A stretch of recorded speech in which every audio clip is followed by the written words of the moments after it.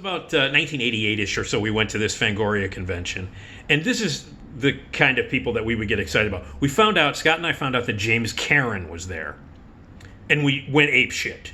We went nuts. James Karen, holy shit, James Karen, and we ran because he had opened up a table there, and we ran to get a picture with James Karen, an autograph. And James Karen is a guy that nobody would know his name, but we did. We loved him. He was in a ton of stuff, Wall Street and a bunch of other stuff. But I guess as horror fans, I guess he's best remembered as the guy that worked in the morgue with the punk kid who in Return of the Living Dead. He's the guy that, along with the punk kid, that they start the whole zombie problem. Like they release they open up the casket that releases the fumes that make everybody zombies. He's like panicking the entire. That's James Karen. But again, a guy who's been in like 800 movies. And only Scott and I would give a shit about that. Now, Edward Herrmann walks in. He's like the king of character actors. My friends and I are shitting our pants. So we're just like, wow, Edward Herrmann. And he goes up, and he's standing at the bar. And so we just keep drinking more and more. And we're like looking over at Edward Herrmann, like, fucking Edward Herrmann, he rules, man. And, I maybe the most recent thing he had done at that point might have been Overboard with Goldie Hawn and Kurt Russell. And he was fucking hilarious. And he was great in everything, Edward Herrmann. But again, it's not like, Brad Pitt walked into the bar. But we were as excited, my friends and I were as excited, and it was even more excited than if Brad Pitt would have walked into the bar. So Edward Herrmann is there, and the light goes on, and none of us go up to him because we'd been drinking all night. And finally, we see that Edward Herrmann is like getting up, and he's going to go to we find out he's going to go to the restroom.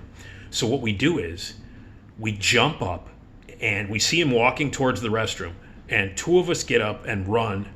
Three of us get up and run to the bathroom. We're drunk. We run to the men's room so that we can piss next to Edward Herrmann. This was our goal. So we run in, and O'Rourke's had like they had a toilet, a separate urinal, and then one long trough that we would. So one guy got on one end of the trough, one guy got on the other end of the trough, and then Edward Herrmann. We ran past Edward Herrmann, who was like, "What the fuck?" I'm sure he was thinking, "What the fuck is wrong with these guys?" And as he's walking to the bathroom, we ran past him so that we could get to the urinal first, so that we could piss next to Edward Herrmann. So we're standing there. One guy's in the toilet, one guy's at one end of the urinal, the trough, and I'm at the other end. And Edward Herrmann comes in. He kind of looks around, and by now he's like, "What the hell is wrong with these guys?" So he stands up, walks right in between me and my friend at the trough, and urinates. And so we're pissing next to Edward Herrmann. And we're like, yeah, Edward Herrmann, man. And I'm kind of trying to look over at my friend who's on the other side of Edward Herrmann, who is pissing next to me. And I look at my friend, we kind of make eye contact. We're drunk, and we're like, yeah, man, we're at O'Rourke's. We're pissing next to Edward Herrmann. Fantastic. So anyway, Edward Herrmann finishes pissing. He washes his hands, and he walks out. We walk out, we're like, yeah, we're all excited. We get back to the table, we sit down, we're like, yeah, man, we pissed next to Edward Herrmann. Yeah, this is the story we can tell our grandchildren. We were drunk, we ran into the bathroom before Edward Herrmann could get in there, just so we could piss next to him, and we pissed next to Edward Herrmann. We pissed next to FDR, man. Yeah. Edward Herrmann left almost immediately after that. So those are two of my favorite, like, I'm an idiot, drunk idiot at O'Rourke's meeting up with, celebrities. The Mahoney story is much more fulfilling, but for some reason I like the Edward Herrmann story a little bit more. We were all drunk, and we thought it would be a good idea to piss next to Edward Herrmann. And I think we terrified him by running past him, making it obvious that we wanted to get into the bathroom before he got in there, so we could be in the bathroom at the same time as Edward Herrmann.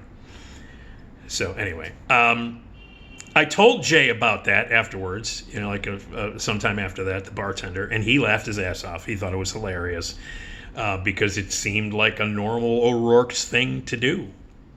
So anyway, Edward Herrmann was an amazing actor, died in 2014, and was not there for the reboot of the Netflix.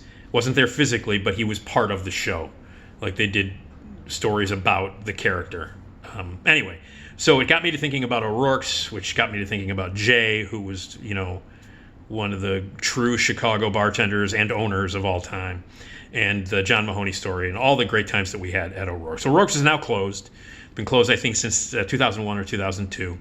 But I have, just like all the other bars I used to hang out at when I was a drinker, I had great times. As an alcoholic who now doesn't drink anymore, it doesn't make the memories any less awesome that I had at those bars that I drank at on a regular basis, and got to know a lot of people who also drank. So, but anyway, O'Rourke's was a legendary place, and if you got to go to the original one on North and Orleans, consider yourself lucky, because I think that was the best bar that ever existed. So anyway, Edward Herrmann in Gilmore Girls reminded me of those stupid O'Rourke's days, and they weren't stupid; they were awesome.